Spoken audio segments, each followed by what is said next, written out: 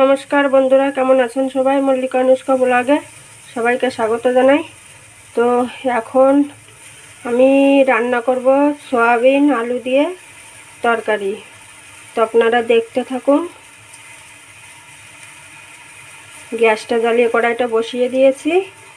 এখন তো ঝটপট করে রান্নাটা করে ছাড়বো, আর রুটি হবে।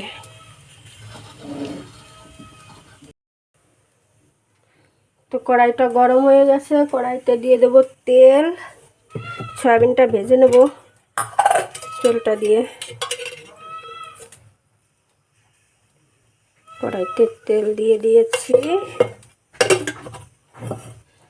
তেলের মধ্যে হালকা একটু হলুদ দিয়ে দেব,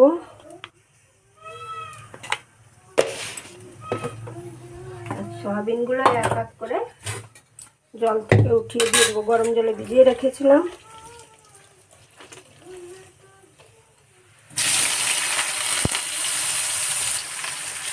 সয়াবিনগুলো খুব সুন্দর করে লাল লাল করে ভেজে নেব।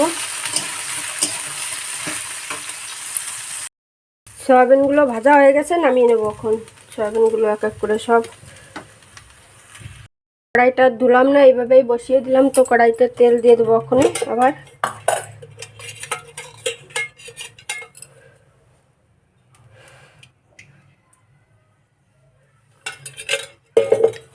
এক সোমবারেতেই রান্না হবে।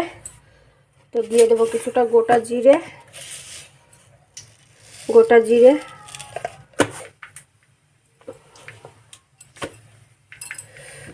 দিয়ে দেবো বেটে রাখা মশলা।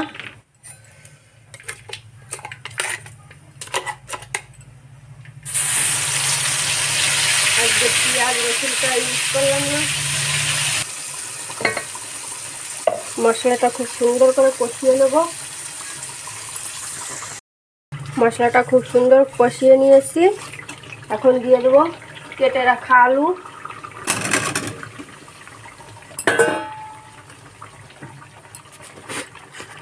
আর দিয়ে দেবো লবণ স্বাদ মতো। হলুদ দেওয়া আছে মশলার ভেতর, কাঁচা হলুদ বেটে দিয়েছি মশলার সঙ্গেই, তার জন্য আর হলুদটা দিলাম না। দিয়ে আলুটাকে আর মশলাটাকে আর একটু কষিয়ে নেব ভালো করে। বন্ধুরা, আলু মশলাটা খুব সুন্দর কষিয়ে নিয়েছি। এবার দিয়ে দেবো সয়াবিনটা ভেজে রাখা। সয়াবিনটা দিয়ে একটু নাড়িয়ে চাড়িয়ে জল দিয়ে দেবো। আলু সয়াবিনটাও খুব সুন্দর করে কষিয়ে নিয়েছি। আলুটাও হয়ে গেছে সঙ্গে।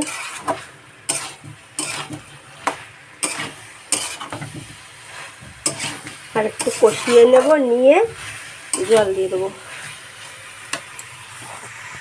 কষানো হয়ে গেছে, দিয়ে দেবো জলটা, মশলা দেওয়া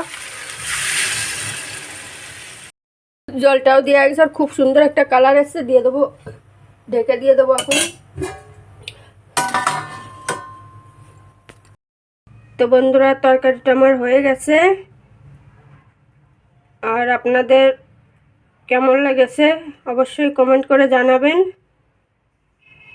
আর ফেসবুক পেজ থেকে যারা দেখছেন তারা পেজটি ফলো করবেন। আর